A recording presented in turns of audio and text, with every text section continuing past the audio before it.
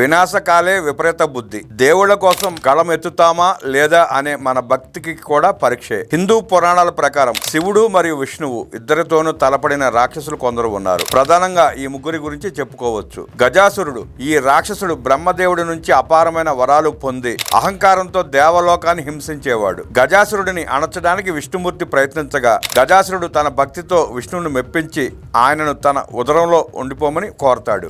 విష్ణువుని విడిపించడానికి శివుడు గంగిరెద్దుల వాడిగా వచ్చి గజాసురుడిని తన నాట్యంతో మురిపించి సంహరిస్తాడు. చనిపోయే ముందు గజాసురుడు తన శిరస్సు లోక పూజ్యం కావాలని కోరగా శివుడు ఆ తలను వినాయకుడికి అమరుస్తాడు.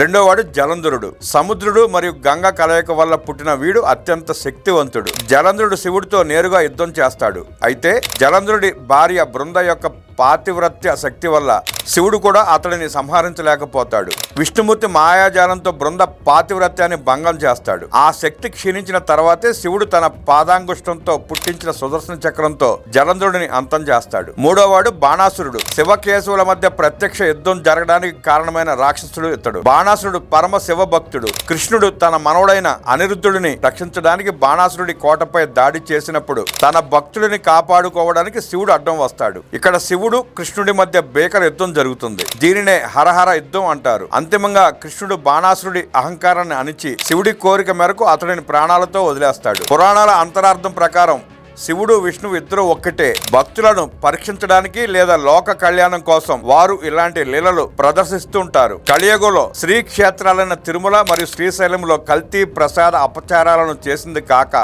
రాక్షస ప్రవృత్తి గలవారు తిరిగి భక్తుల మీదే మాటల యుద్ధం చేస్తున్నారు. 7 కొండల్లో 2 కొండలు మాత్రమే నీవి అన్న అహంకారుడిని శివయ్య తన నల్లమల పాదాల చెంత కూల్చి అహంకారాన్ని భస్మం చేశాడు. అయినా ఆ పేరున పుట్టిన రాక్షస మంద నేడు ఏకంగా శివకేశవులు ఇద్దరితో పెట్టుకున్నారు. తమకు జరిగిన అపచారాలకు కలియుగంలోని ప్రజాస్వామ్య వ్యవస్థలు ఎలా స్పందిస్తాయో అని ఆ హరిహరులే వేచి చూస్తున్నారు కాబోలు. చిన్న చిన్న లోపాలతో మన వ్యవస్థలు విఫలమైతే అంతిమంగా ఆ దైవమే నిర్ణయం తీసుకుంటుంది. ధర్మం దిగజారినప్పుడు అధర్మానికి అంటకాగే కర్ణుడైన నేల కోలక తప్పదు. అదే కర్మ సిద్ధాంతం. ఎవరి కర్మకు వారే బాధ్యులు. వినాశకాలే విపరీత బుద్ధి అన్నట్లుగా వినాశనం దగ్గర పడినప్పుడు మనుషులు రాక్షస ప్రవృత్తితో ప్రవర్తిస్తారు. కానీ అంతిమంగా ధర్మమే జయిస్తుంది. భక్తుల ఆవేదన ఆ హరిహరులకు చేరకపోదు.